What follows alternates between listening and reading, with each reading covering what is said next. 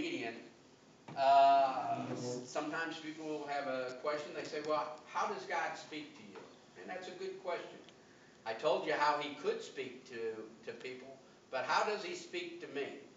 Well, usually, most of the time, I would say he speaks to me through the Bible.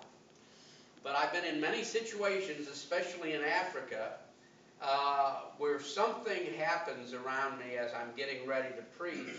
It jogs my mind, makes me think in a little bit different way. I had the children, 2-year-olds, I guess, will do one of two things when I come around. They'll run to me, or they'll run away from me screaming. Okay? Now, I probably told this story last time I was here. The boogeyman in Africa is white. That parents tell their kids that if they're not good, that this white ghost will come in the night and steal them away. And so then I show up.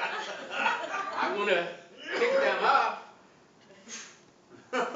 The first half a dozen or so little children that ran away screaming really depressed me.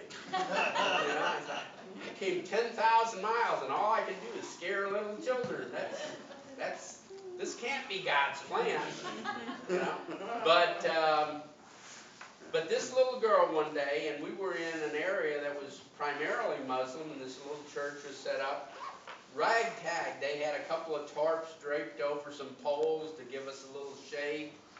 And as soon as I showed up, this little girl took a beat on me and came running at me from the back of the church and ran up and just latched onto my leg.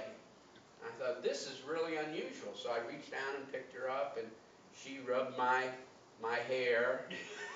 And as far as anybody in that village knows, she'd never seen a white person before, but she loved me. And I don't remember what I was going to preach that day, but I carried her around for about 15 or 20 minutes, and I was just tickled to have her. And all of a sudden I started thinking, I thought, this is the way we should accept Jesus. We should run to him and embrace him. And yet, so many of us, like those little children, will run away from him, or maybe stand back and observe him and decide, well, I've had people say, someday I'm going to receive Jesus, but right now I don't want to. I want to later. And so what they're saying, in my mind anyway, is, I want to do what I want to do now, and when I get older and slow down and I've lived my life, then I'm ready to accept Jesus, and then I'm ready to die and go to heaven, where everybody wants to go to heaven. Nobody wants to spend eternity in hell. Now, I have been speaking and had one or two people say they did, but they were trying to rattle me. I said, well, be my guest. That's your choice. But